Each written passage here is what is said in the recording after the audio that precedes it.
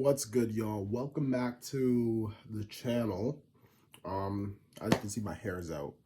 You know, it's a wash day, so hair goes crazy. The shrinkage is wild. Anyway, let's talk basketball. I want to talk about the MVP because as we get to Christmas, MVP talks are starting to come out. And you could argue that it's basically like a 5-horse race. Um, I think LeBron's just out of the MVP conversation, especially with the Lakers 4-game losing streak. So, not LeBron. I think it's really between Embiid, who's having the monster year, Giannis, who's, of course, the dominant big man that he always is, Jason Tatum, with the Boston Celtics being the number one, having the number one. I think they're tied for the number one record right now. And Luka and Shea on OKC.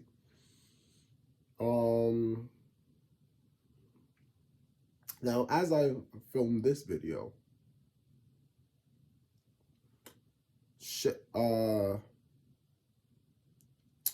Embiid's been going off. Embiid's been going off 50-point games, 40-point games, averaging, I think, 38 for the... don't quote me on this, but I think he's averaging like 38 for the month of December. Crazy stuff. They just beat the Timberwolves, who have the number one seed in the West. And Embiid's really just dominating the game in ways that maybe in a way that almost nobody is right now. Luke is in the conversation, but I can't count him as like a serious contender because the Mavs keep on falling in and out of the top 4 seeds in the West. I think if you're an MVP candidate, your team needs to be a top 4 seed at least in either conference. It just feels weird if you're not like a top 6 team overall in the NBA.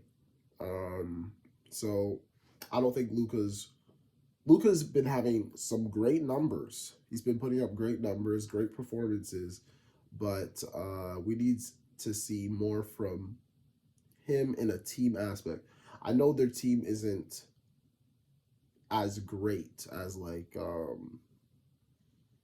or as cohesive as like a Milwaukee Bucks or a Boston Celtics, but team success does count as part of the MVP voting, and for that reason, I don't think Luka he's in the second tier of contenders. Giannis doing fantastic work. I think you could argue that he's in the conversation because he's been so dominant, but the thing is, Embiid's been more dominant. So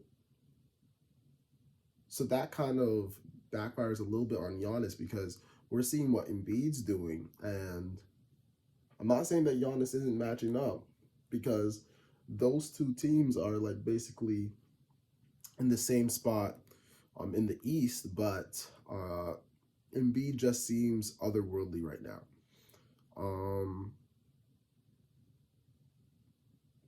And for Jason Tatum, from my perspective, there actually hasn't been as much buzz about Jason Tatum as maybe we'd not hoped, but maybe we thought there would be, especially with them being the number one seed. Them, I mean the Boston Celtics. But it just seems to be I think the fact that his team's so good kind of hinders him a little bit because they have Jaylen Brown. So, of course, they're going to be winning. They have Kristaps Porzingis. Of course, they're going to be winning. They have Derek White, who's having a. They're thinking of they might even make him an all-star this year, which is crazy to me, even though he is a top 50 player in the league right now. But I think the accumulation of pieces that the Boston Celtics have hinders Jason Tatum's MVP case. And that leaves us with Shai Gilgeous-Alexander, who is also having a masterful year. He's averaging, I believe, 31 points. Fantastic.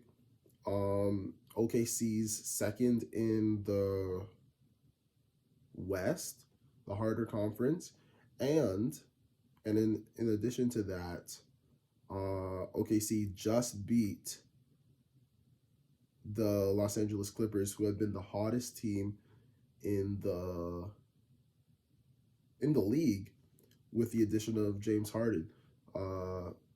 OKC just snapped the Clippers' 9-game winning streak. So, led by Shai in a hard-fought game.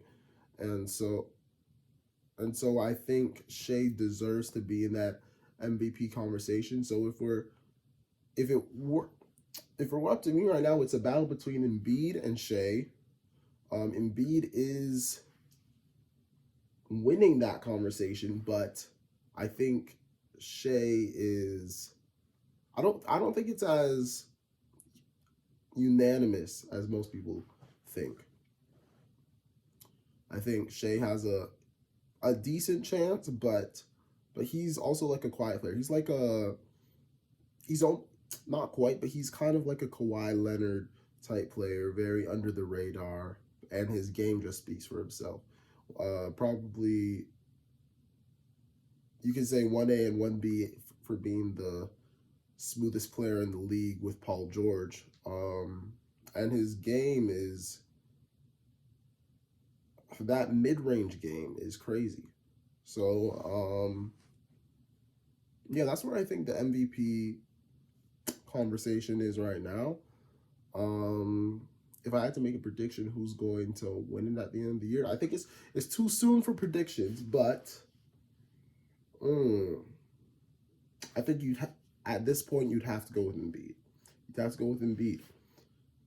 Anyway, that was Oliver's one take. Catch you guys on the next one. You know the deal. Like, comment, share, subscribe, all of that. All right, see you.